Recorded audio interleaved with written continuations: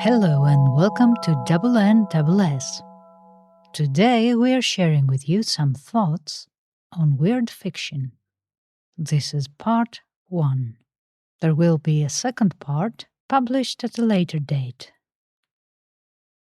Thoughts on weird fiction. Written by Stephen Sinclair. Read by Nayanomiku. 1. Isn't this stuff very morbid, violent, and depressing? Not really. You're much more likely to get lurid violence in detective fiction and thrillers, or on TV and so-called action movies. As far as the other stuff goes, dear reader, I'd rather ask you a question. Are you like me in suspecting that the people who constantly tell you to be positive all the time are not the same ones who would be most likely to blow up a children's hospital? Perhaps that's an extreme example. I'd actually argue that a good weird tale is like listening to Radiohead or the Smiths. Whilst being exposed to so-called motivational and positive stuff leaves some of us tired out and down in general, but listening to Every Day is Like Sunday perversely has us walking around with a big grin and actually feeling rather upbeat. The weird tale is for people who like proper English real ale, not colored water. 2. Who does it appeal to? In his biggish essay, or if you prefer, love letter to Lovecraft, the French philosopher and writer Michel Houellebecq said that people who love life do not read.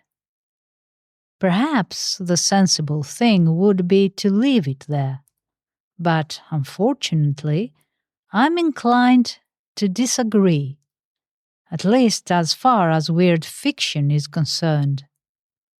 I personally think readers of weird fiction have a certain degree of frustration with life in common. Frustration centered around a sense that there is more going on in the world than meets the eye, and that the universe shuts the door, does not let them see. It may be, dear reader, that you are a strapping young fellow with one of those bumpy stomachs, you're great at sports, or you're a female with an hourglass figure and a license to fly a small aircraft. You both disagree with Monsieur Houellebecq because you love life. But you also enjoy weird fiction because, as well as loving life, you are bored to death with it all. Don't worry. I will open the door for you, even if I'm just making it all up. 3. To enjoy it, do you have to believe in the supernatural?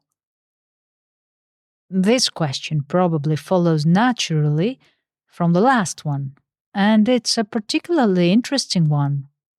The short answer is no, but it's very important to add certain caveats. Where to begin? Egyptology. People were very disappointed when they first translated ancient Egyptian writing. They had thought they would get another Homer, or at least some good poetry. Instead, they got lists of names, menus for the king's feasts, even stuff about the laundry.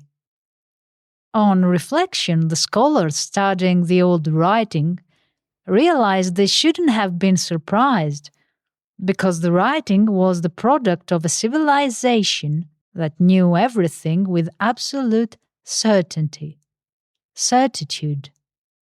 To fully appreciate weird fiction, it's probably necessary to be deeply uncertain about the real nature of reality. Have you ever seen, dear reader, one of those models chemists and physicists use to illustrate atoms and molecules? You know the ones, all plastic globes and rods. Well, among themselves, behind closed doors, they laugh at them.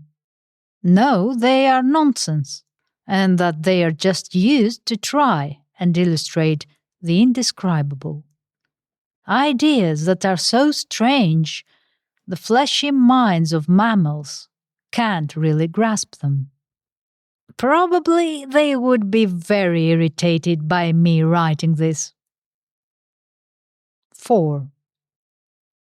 Is this stuff real literature? I'm not really going to answer this question because it makes me angry. Instead, I'll make a few observations. In the English-speaking world, we're sometimes accused of not having great philosophers in the continental sense, metaphysical thinkers. We have weird fiction. The libraries have deteriorated dreadfully in the UK over the last 2 decades in terms of content. Why? They got rid of their classic and horror sections. With at least one of these, where do you put Poe, M.R. James, Machen, or Lovecraft? I once asked about this. Several people were not pleased, particularly a woman I'll call Mrs. Rhyme with witches and a man I'll call Mr. Bar Star. They gave various answers, but the real answer was that they both attended an evangelical church. Where people still get a bit snotty and snooty about Lovecraft, they are much more likely to praise Robert Aickman as a serious writer, if they've heard of him. Aickman was indeed a genius. What he called his strange stories are up there with Poe. Irony, you're much more likely to encounter erotically charged stuff in Aickman than HBL. The hackneyed observations about poor old Howard's work. In one Aickman story, a man falls in love with a girl who is some kind of dryad and spends much of the tale walking around with her, holding one of her breasts. It's still attached to her. As I said, they're usually not that gory. This was Double N Double S. Thank you for being here today. See you next Sunday.